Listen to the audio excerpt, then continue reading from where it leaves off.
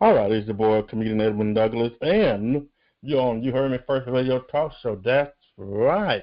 I'm your host, comedian Edwin Douglas, right along with my DJ sidekick, Uncle Ben, Uncle Ben. Uncle Ben, Uncle Ben, Uncle Ben, Uncle Ben. We have a great show today, and before I bring in my guests, we have the book club back on the show, and you will hear that second half of the show. And also we have another surprise for everyone that will make you get your laugh on right at the bottom of the hour.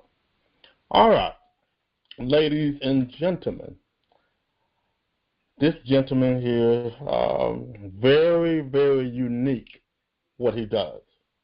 He's an indie rock, from the indie rock band, Lil Reshi. Ladies and gentlemen, please welcome to Uheardme First Radio Talk Show, Robert Wagner. How you doing, sir? I'm doing well, Edwin. It's nice to speak with you. This is going to be fun. I know you're a comedian, yes, but I'm smiling already. Well, you know, I give people an opportunity to just be themselves, and I just listen, and whatever come out of you, we're going to have fun, and that's what we do on this show here. Want everybody just relax and just be yourself. Okay. Let's do this with you. When you was a teenager, let's say under the age of 10, you told yourself that one day I am going to become what? Oh, well, it's funny because when I was in elementary school, one of our assignments was to write our autobiography as though, you know, we had lived a full life. And I was going to be a world champion wrestler. I was going to hold the belt, you know, heavyweight champion of the world for, 6 or 7 years. I was going to lead the NFL in rushing, several consecutive seasons. And, then I was finally going to retire and be in the Hall of Fame and so on. If you had asked me back then, although I always loved music, when I was that age, I didn't really think that I would be writing and playing music as, my vocation. But I'm fortunate that I was raised with this. This is amazing because I have a sister who's just about the same age as me. She's 11 months older than me. And, we were raised the same way. We went to the same school, had a lot of the same teachers. But I came away with something that she didn't come away with. Maybe it's because I was a boy and she was a girl. But, I was raised to think that I was supposed to accomplish something with my life, that I was supposed to do something. My mother would always impress on me that I should strive to be the best at whatever I did. And even if I didn't be the best, I would make everybody else better by trying hard. But I was expected to do something, and I was expected to accomplish something and in some way do better than my parents had done. And my sister, and there, I could do no wrong. When I was younger, my family totally fell apart in my teenage years.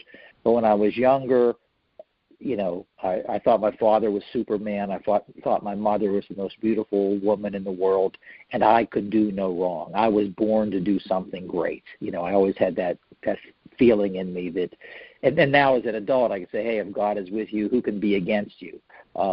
It's not about necessarily recognition and fame. How you measure your success is between you and God. And so I just have that in me. And my sister, okay, I think she, who's actually raised children and has, worked a million times harder than I've worked.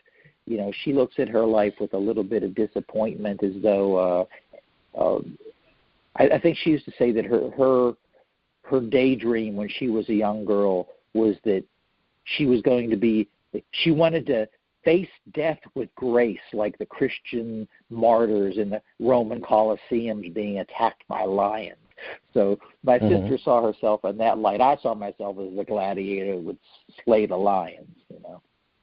Wow. Yeah, but So as a that's kid, amazing. football and wrestling before were over That, music. that's amazing that you can go back and remember um, the time when you was a kid. So let's bump the age 10 to graduation of high school. So Oh, what was your first job when you graduated from high school? oh, well, thank you for asking me this because, like I mentioned, my family totally disintegrated. When I was around 13, 14, 15 years old, my mother disappeared. Things in the family got very violent, very hostile. My mother disappeared to get away from my dad, and for some, and I was always her favorite, but for some reason she left me. She took my little brother. She took my sister. They were whereabouts unknown, and I just hated everybody and everything. I felt like Wow. my family had turned my back on me, and but I was. One thing my mother said before she left is she said, "Bobby, you have a great brain. Please bring home good grades. Please do well in school." And no matter what else happened, I managed to, like a lot of kids when they have family problems, I was truant, and I missed a lot of school. But I was the kind of kid that stayed abreast of what the students were learning in school, and I would show up on the day of the test. And the teacher would look at me, "I'm surprised to see you. We're having a test today." Wow. And I was like, "Yeah, well, hey, why do you think I showed up? I know you're having a test. I'm ready for the test. Bring it out." But when I graduated, I had no plans. I had no sense of what I was going to do. People would sit me down and say, "Let's look through the help wanted ads. What do you want to do when you grow up?" Like, what do I want to do when I grow up? I don't want to do anything, man. I want to be world champion. I'm still thinking like a 9-year-old. I want to be world champion wrestler. I know I'm not going to lead the NFL in rushing at this point. But by that time, when my family fell apart, I kind of developed my talents as a writer. And I was very good at eavesdropping on people's conversations. It's interesting because I'm from Pittsburgh, Pennsylvania, and you're probably familiar with August Wilson, the playwright. Yes. And apparently August Wilson did the same thing. As he stopped going to school, and he would go out in public with his notebook, and he would, he had an ear for language, and he would listen to people talk. So my first job was in the basement of a discount clothing store in Pittsburgh. It was called American Discount Clothing. And what they would do is they would buy irregular clothes, where one leg was longer than the other or one sleeve was longer than the other, and they'd sell them at a really cheap price, and they would alter everything. So you'd come in, pick the shirt that you liked or pick the pants that you like, and they'd send it downstairs to the tailor shop, and we would make the alterations to fit you the way you wanted them to fit. We'd send, 15 minutes later, we'd have it back upstairs. And in the basement, it was all Hungarian, Slovak, Venezuelan, people speaking Italian, Greek. Everybody was from, there were a few Americans there too. And these people, most of them couldn't read or write English, but they could speak a little bit of English, and they would go home, and to learn English, they would watch public television. And then they'd come to work the next day, and as they worked, they would argue about philosophy and politics. And, so we're talking about like uneducated immigrant people, and I'm in their midst thinking these people have more wisdom and more insight than any of my teachers ever had. And one woman, her name was Morella. She was from Venezuela, and she'd come up to Pittsburgh to get married. And every day I'd show up, and she would look at me. Now, you remember, I was abandoned by my mother. So when I came in there, she would look at me and say, "Oh, my ray of sunshine, Bobby, you're my ray of sunshine." And I just was so lifted up by these people. And the same thing that I got from my mother when I was younger is that you're going to be somebody, you're going to do something with your life, you're going to do something meaningful. And then my grandmother was known by them because my grandmother worked there, and she used to win all the arguments. And one of the old guys pulled me aside, and he said, "You're the first one. You're the first one to stand up to your grandmother." she would beat them in the arguments, and I could beat her. She was the smartest person I ever met, my grandmother, and she should have been an engineer or a doctor, and she never even learned how to read English. Wow. So you're a songwriter, and I heard you said that you always listen to people, watching people. You hear the thing that they say. So when were you able to pick up a pen and just start writing music? Well, I probably started, I don't know how, it was in the time when, my mother was gone, and I ended up living in the bedroom above the garage in my grandmother's house. So I was basically living with my grandmother, because my dad and I, we would fight like cats and dogs. A lot of people have told me that my dad was the toughest guy they ever knew. And, back in the day, he was actually like a street fighter, where they would gamble on his fights. Now they have the MMA. But my dad was supposedly, from people who told me, unsolicited, they'd come up and say, your dad was the toughest guy I ever knew. And of course, he drank too. So, and I was a good wrestler. So if we did tangle, I could handle myself. But it's a shame. A boy shouldn't have to be fighting his dad. So I couldn't live there. So I was living in my grandmother's house, and I totally estranged from all my friends. I lost all my friends. I isolated myself, and I would just come home, sit in my room with my guitar, and I just had a little tablet, a piece of cardboard, and a pencil, and I was dreaming of the day that I was going to make an album, and I'd be writing the songs down on the piece of cardboard and doodling around on my guitar. But the thing about music is it's really like a social experience, but it's kind of an artificial social experience. When you're listening to a record, and in my days, we'd listen to vinyl albums. I'd lay on the bed looking at the album and feel like I'm part of a bigger, larger world, like I was connected to something, even though I was all alone. And you see that with kids today with headphones. You could be in a school cafeteria, and there's 70 kids, 60 of them have their headphones on, and they're all listening to something else. In my day, music was like a social experience. Now it's a way of isolating yourself. I digressed a little bit, but that's when I started writing. And, I'd never really thought that I'd be able to be successful in the pop music world because, that's, I wasn't that good looking. I could play a little bit, but I knew I could write. So by the time I went to college, I kind of thought, well, I'm going to end up being a writer. And it just so happened God set me up. My college roommate was the most gifted musician I ever knew. I wrote, so we formed a band. I'll write the songs, I'll write the lyrics, you'll do the singing, I'll play the guitar, and the world better watch out. And if that hadn't happened, I'd probably still just be playing in my bedroom and, maybe writing for a newspaper or a magazine and maybe publishing poetry or something.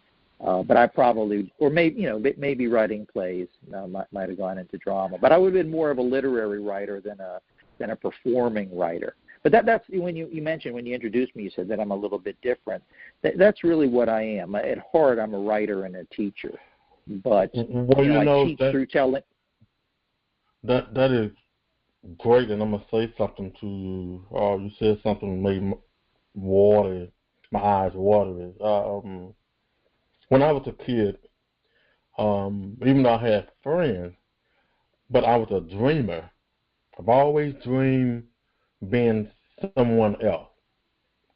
And when I became older, and finally, God revealed to me, we can use you to become what you want to be instead of trying to be like someone else.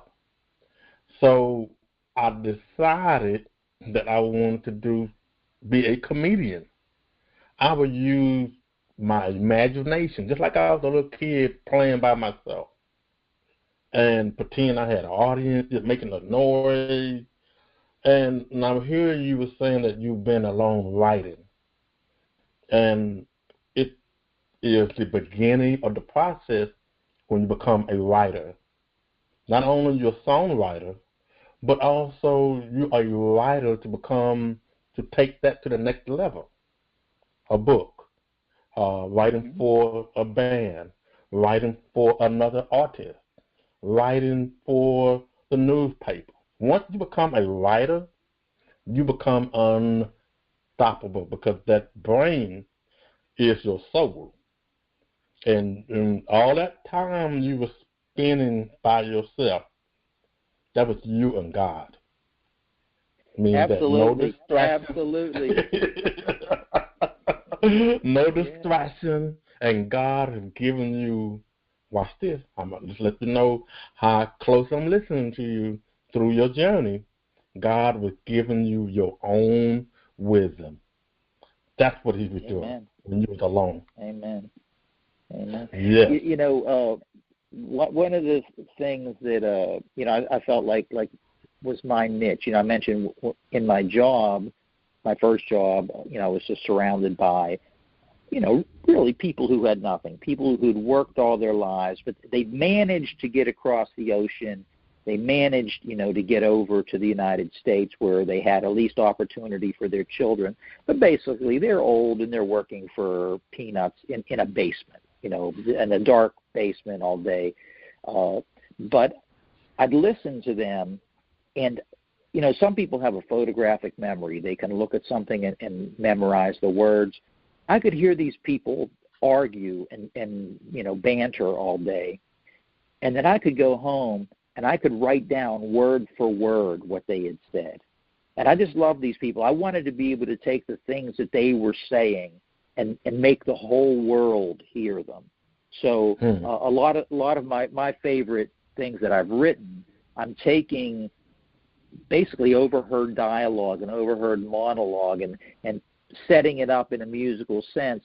So, I'm trying to, honor those people. They say, we're made in the image of God, and I'm trying to celebrate God's greatest creation, the reflecting his glory through the struggles of his people.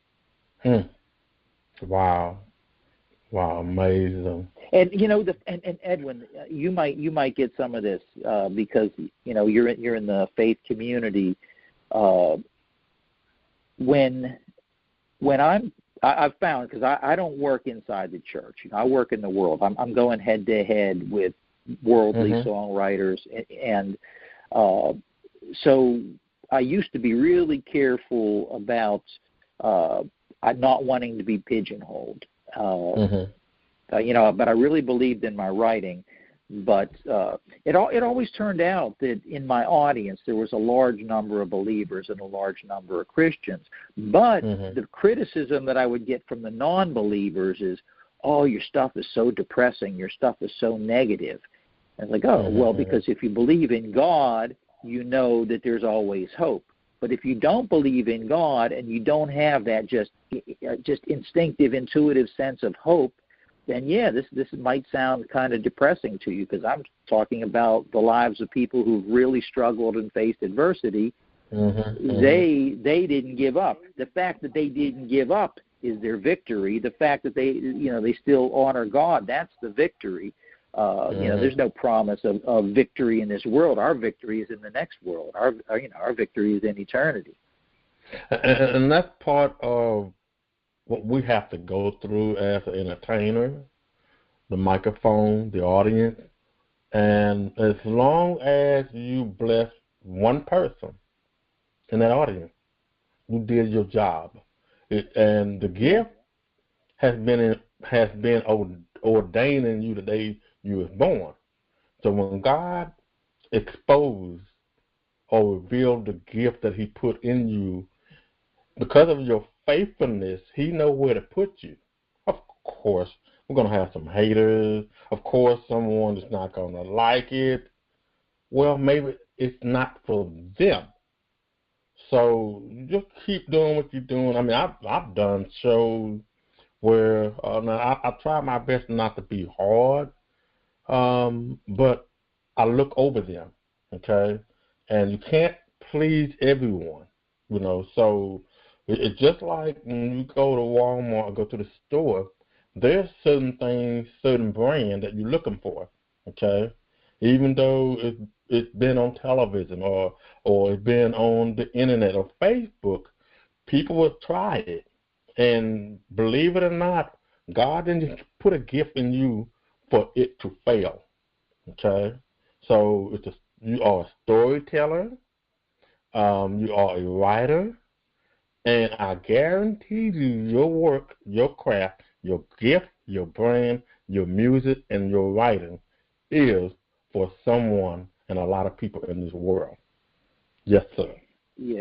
Well, I believe that. Thank you for the encouragement as well. It's funny, I had a dream just the other night where I was, I know dreams could mean a lot of different things to a lot of different people, but I know that the enemy is out to stop the work of God and can work at you through criticism and discouragement. And I actually had a dream. This is just about 3 nights ago where, I kind of was half awake, half asleep, and just feeling super discouraged. And I was imagining myself in like 10 or 15 years and being old. And what if I end up with old and I'm having nothing? Am I really setting myself up for the future? Because here, especially during the pandemic, I'm not even performing. What's going to become of me? And a voice just said to me, it's all an act of faith. Do the work. It's just an act of faith. And that in itself, when I realized that, I was like, that's right. I'm not promised any immediate reward for any of this, but I do know, like I said, because I've been doing it long enough.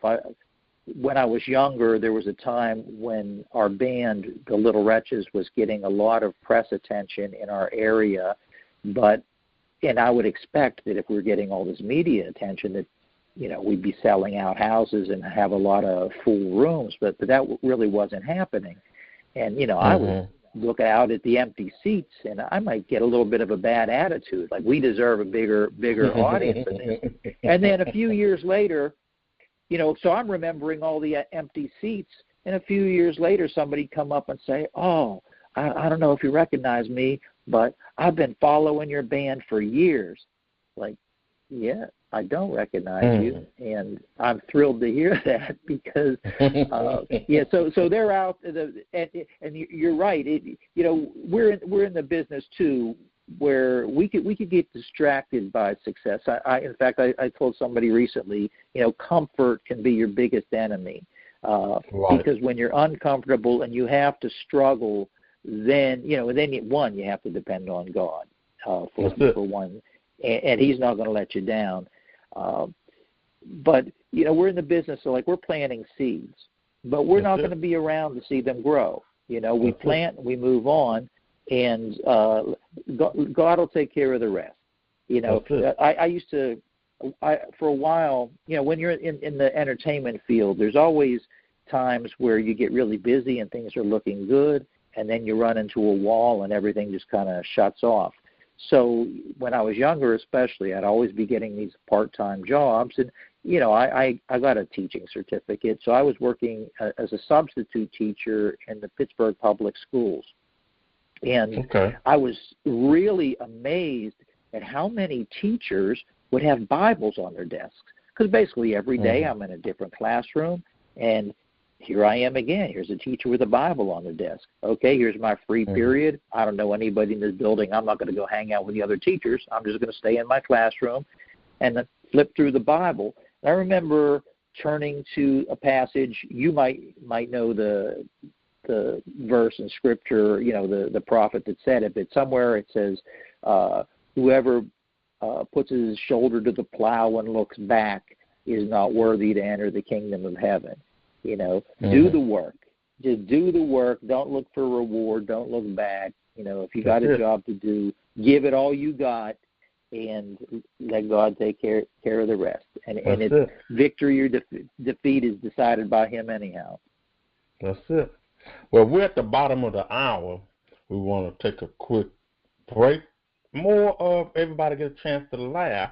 But when we come back, the second half, we're going to do Book of the Week, and then we're going to get more details, deep details, from our special guest, Robert Wagner. No one go nowhere. Stay right there and get your laugh on. Because you heard me first radio talk. You know what? You heard I me? think this one is one of my most creative. This is right up there with Raymond in the Closet. This is where I call a guy and tell him that his wife that he's been married to for the last 5-6 years, I let him know that your wife happens to be, matter of fact, I ain't gonna even give it away. Listen to this right here. You don't want to miss it. I call it Tina and Tina. Hello? Hello, I'm trying to reach Marcus. Yeah, this is Marcus. Who this? My name Bryce. Marcus, listen, I've been trying to get at you for a couple of weeks, man. I searching high and low trying to get your phone number. I want to talk to you about a couple of things if it's possible. Now, you married to Tina, right? Yeah, Tina, my wife. Yeah. Okay. So I want to talk to you about Tina. But, man, look here. Don't be coming here calling me and telling me about no. You've been with my wife. I mean, no, I ain't trying to hear all that kind of like that. I mean, what's up? I mean, what you guys? What's up with you and Tina? No, I ain't had nothing to do with your wife, you know. Oh, really? I was just about to say. I ain't trying to hear all that old. Okay, no, it ain't nothing like that. But see, try to really make a long story short, man. We have a family member in my family that's been missing for quite some time. You know, we done been all on the internet and everything trying to find this family member, and we've looked for years, man. And let me ask you something. How long you been married to Tina? Me and Tina been married 5 years. Okay. Well, see, our family member actually has been missing for 6 years, and we've done the research. We're almost like 100% sure. Let me ask you one more thing, though. I'm just trying to line all the ducks up, man. If I could, does Tina have a scar above her left hip? Yeah, she got a scar above her left hip. So what that got to do with things? Okay, my family member got a scar above their left hip too. Does Tina have a birthmark on her shoulder? Yeah. So what you trying to say, my wife part of your family or something? That what you trying to say? I don't know how to say this to you, but I mean, after asking you what I just asked you, I mean, I'm 100% sure now. I'm certain that your wife Tina is my brother Tim.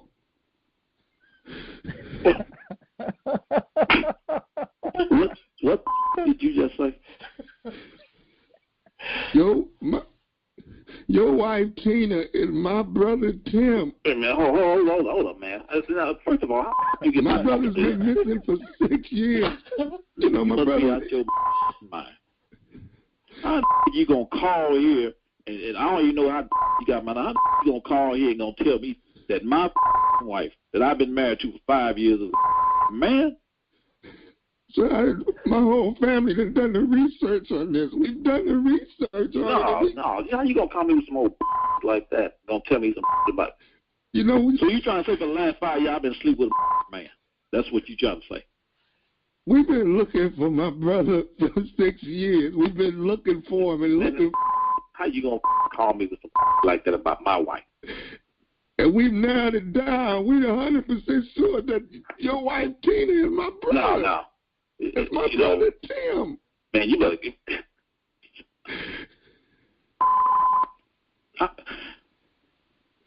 You crazy. I mean, I don't know what you got my number from, but, Tina be here around 5 o'clock. I'm going to find out if it is. I'm going to let you know right now.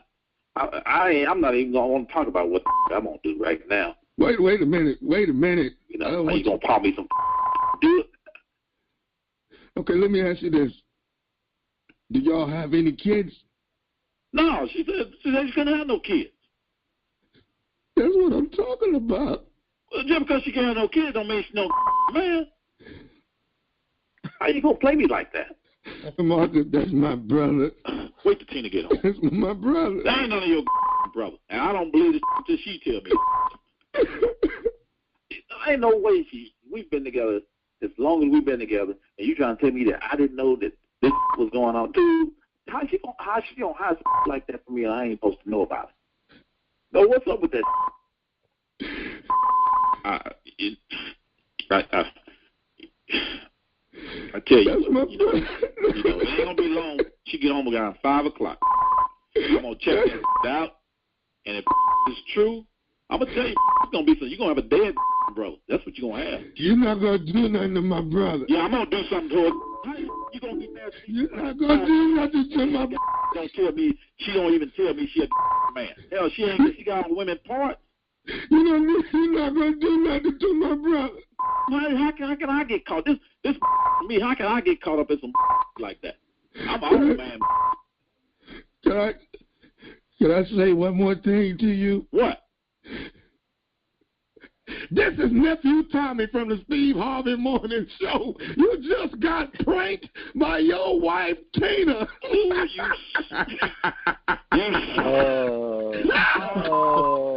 Oh, ladies and gentlemen, that's Nephew Tommy from the Steve Harvey Morning Show. Now, let me ask you this, Robert. Hypothetical thinking.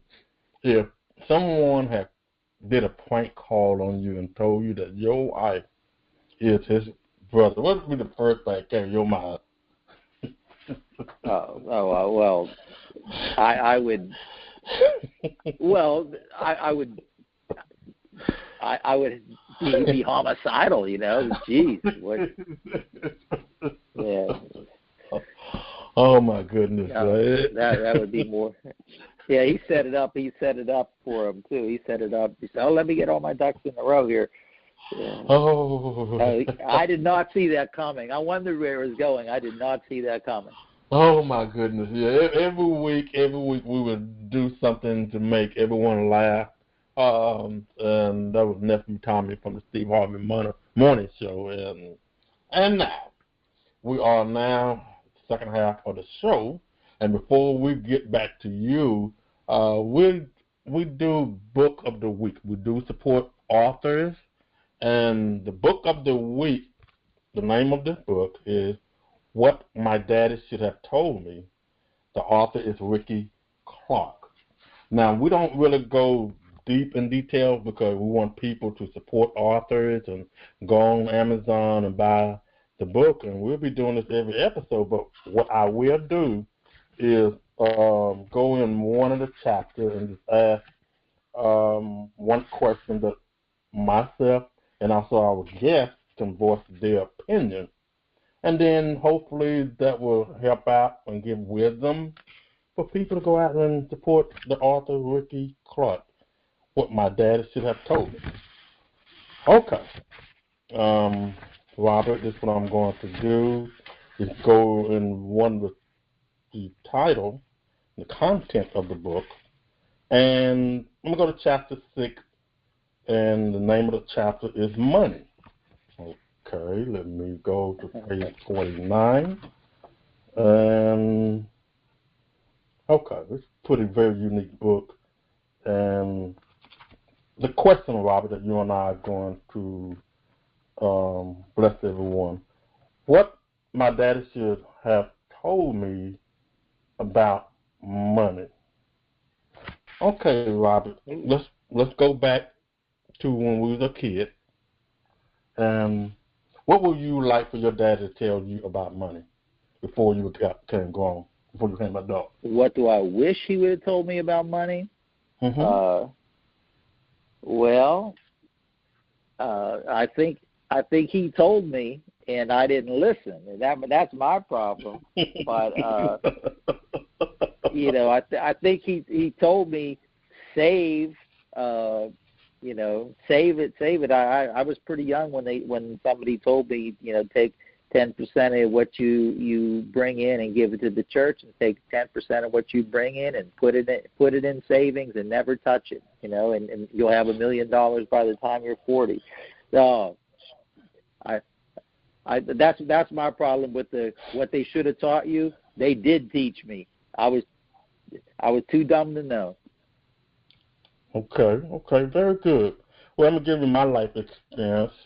I'm like you. My dad did tell me I was hard-headed. I did not listen.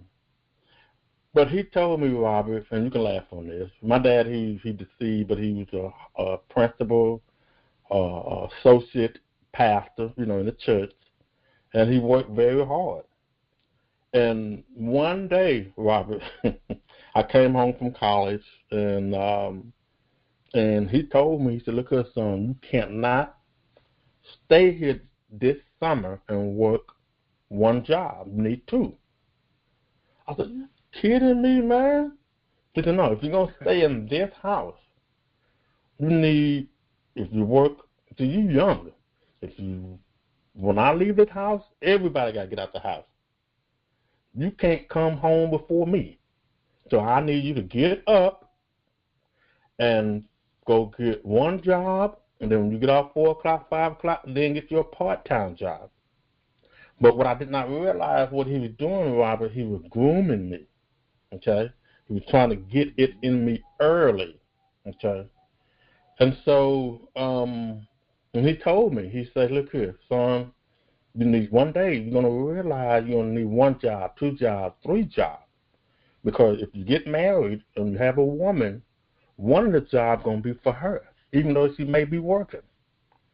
He said the other 2 jobs is for you just in case things does not work out, or it's for your dream.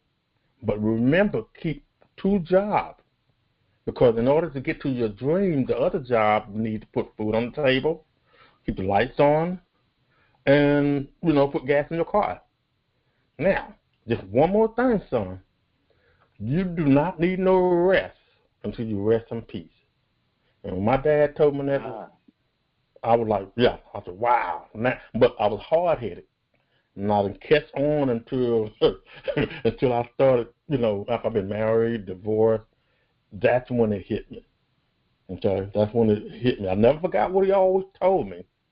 But it makes sense. As a man, we really don't need no rest until you rest in peace. I'm like, wow. Yeah. So thank you, Daddy. I know you're not here, but thank you.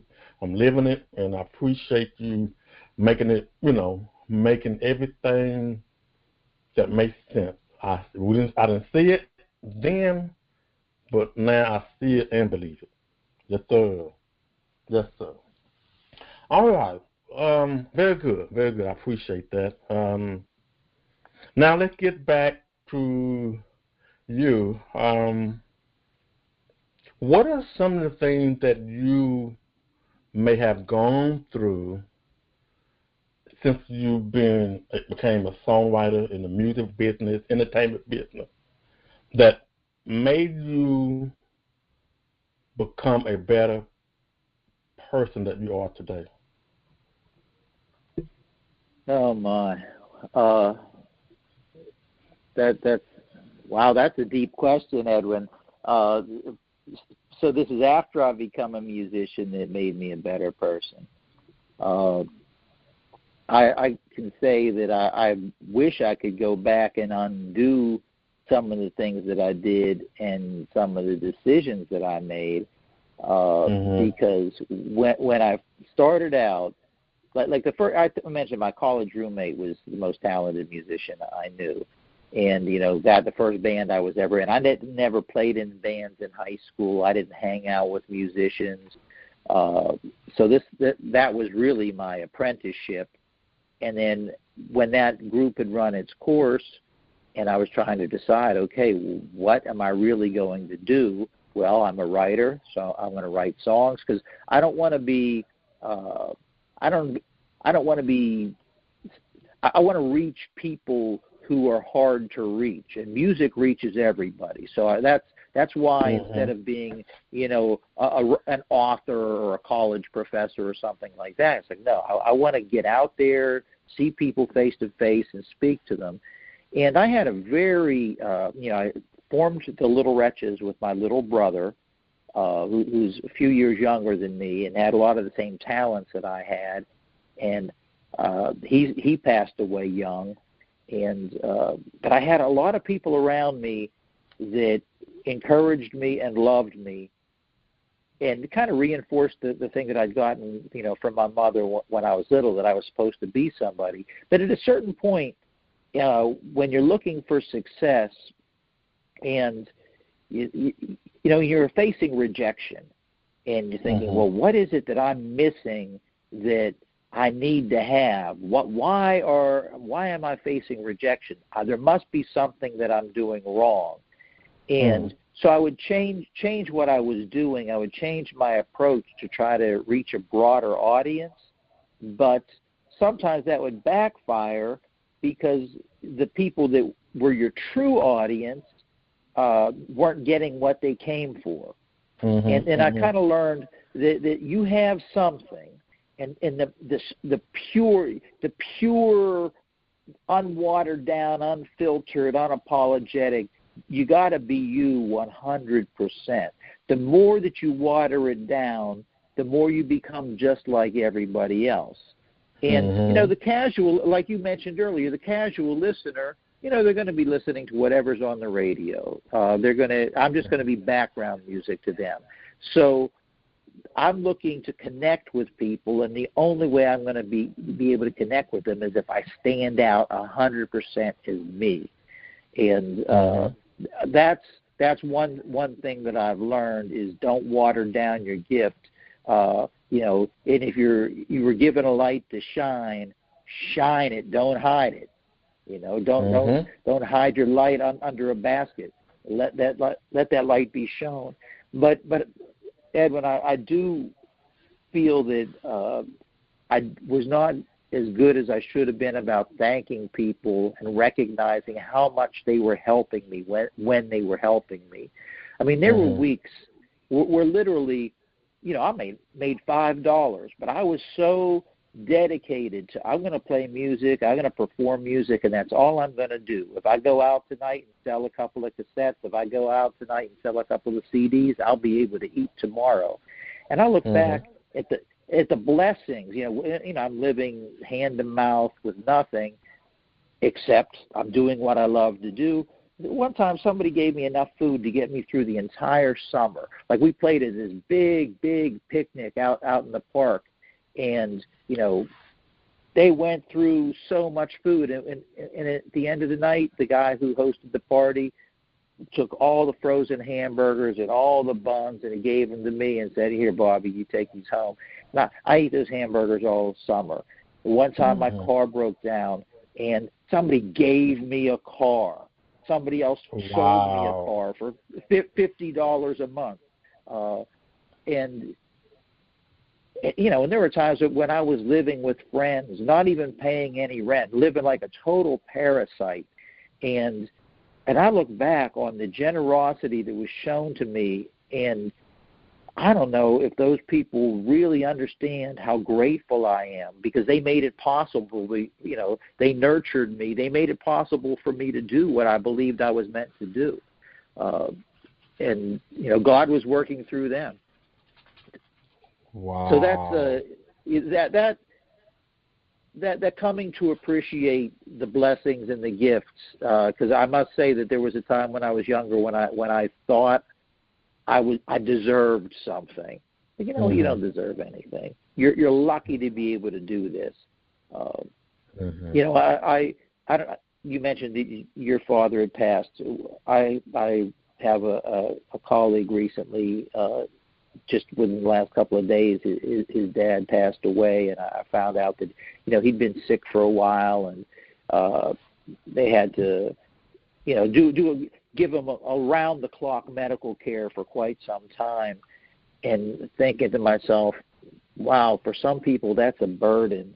You could be so selfish. It's like, no, that is a blessing to be able to care for somebody. They gave you life, and now it's your chance to take care of them and thank them and get them ready to go into the next world. So if anything has made me better, it's just learning that I need to be grateful and that my gratitude needs to be higher than my expectation. Wow. Well, ladies and gentlemen, for those who are in Pennsylvania, Pittsburgh, Philadelphia, New York, L.A., Atlanta, Georgia, North and South Carolina, Texas, Colorado, what you're hearing here from our guest, believe, the key word that he's been saying throughout the interview, he believed. And you heard the story, you heard his trial and tribulation, you heard how he got through his journey to where he is today. He humbled himself, he believed. And Robert, you're more than welcome to tell everyone what you got coming up, where they can contact you when this COVID-19 is over, how they can book you. I mean, the mic is yours. Well, okay. Well, the name of my band is The Little Wretches, but mostly I perform solo. And my favorite thing is to get in front of an audience that never heard me before, because it's not even fair. I have some songs that I know are really going to connect with them. But the way to reach me is look up The Little Wretches. We're all over YouTube, and I have a website, www.littlewretches.com.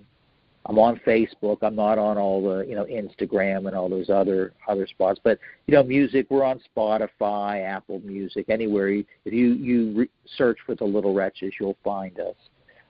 And, of course, the name, people from the world will say, what do you want to be called The Little Wretches for? That's a negative name.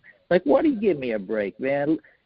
Amazing Grace, how great thou art, how great the sound to save a wretch like me. Blessed are the meek, and this is straight out of the Bible. The Little Wretches. How you can't see that? That isn't obvious to you, but it's not obvious to everybody. And what I have coming up next, I hope to have it out by Easter. We're in kind of the pre-production phase right now. I got this collection of 13 songs, and the project is called Red Beets and Horseradish. Now, Edwin, let me ask, have you ever eaten red beets and horseradish? Red beets, like B-E-T? Red beets, yeah, B-E-E-T-S, all ground up. They grind up the red beets, and they mix in horseradish, and it's like an ethnic Eastern European dish. And the red of the beets is symbolic of the blood of our Savior, and the horseradish is symbolic of the bitterness of his suffering. So that's the religious connotation. For some of the ethnicities, like for the Serbs, they say it's the blood of our people and the bitterness of our suffering. And then for the Jews, the red does not represent blood at all, because the Jews don't consume blood. The horseradish is the bitterness of their suffering and bondage, and the red of the beets is just in there for flavoring. But anyhow, that's what it's called, and it's 13 songs, mainly about people who are old, people who are mentally ill, people who are kind of outcast. But, of course, they can't be defeated. And one of the songs on it, like the opening song, is called Winter's Grace, and it's based on a poem by a woman named Annette Dietz. And the poem says, sometimes the best I can do is clear a path for light. And then the sort of finale song of the package is called It's All Between Me and God. I lost all my friends. I lost everything. Here I am, old and falling apart. What's next for me? Well, that's all between me and God. So it's going to be and it's got some really strong character portraits in there. A lot of bitterness and suffering, but of course a lot of faith, and victory is his in the end. So that'll be Red Beets and Horseradishes by the Little Wretches, and that should be out by Easter time. Wow. And I'll go anywhere to play. I'll play in your living room. Ask me to play in your living room, I'll be there. Ask me to play at your church, I'll be there. Ask me to play at a club in your area, I'll be there. I'm smiling. Two things. I'm going to answer your question, the first question. I do beet, B-E-E-T, I make smoothie. I drink it every night. Beet, spinach, and cayenne pepper, as well as mixed berry. I drink it every night, and to feed my heart and blood. Yes, sir. That's why I'm smiling. Yes, I'm smiling. And the other part I'm smiling, you said between me and God, you can go to Amazon Kindle. I just released my book, September 1st. It's called Between Me and God, Obeying My Faith and Dream. And people, you can go on there and read chapter 1 for free. Yes. So that's why I was smiling when you were saying those two things. And this. Well, Edwin, I think I mentioned I looked it up. I looked you up, because you and I haven't personally met. And when I saw that, look at that. I'm going to be talking to him in a couple of days. He's got a book. I got a song. What a match. Oh, so that's why I'm smiling. And I know the Holy Spirit has spent time with us on this interview. And ladies and gentlemen, you can catch this interview Sunday anytime. It'll always be on demand on iHeartRadio, Spotify, Uheardme.com, Apple Podcast.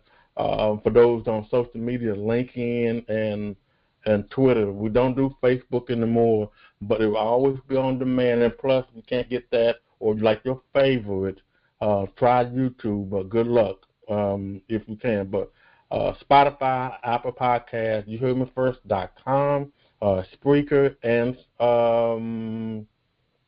iHeartRadio. So, but before we go, ladies and gentlemen, I'm going to surprise him on one of his songs. And y'all just sit back because you are on You Hear Me First radio talk show.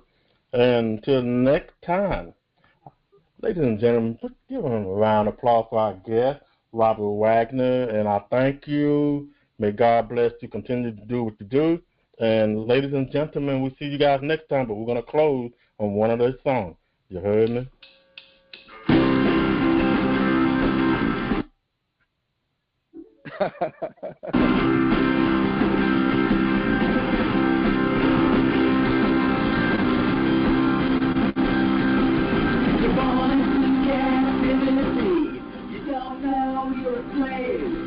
You learn to love your captor and capture the seed of praise.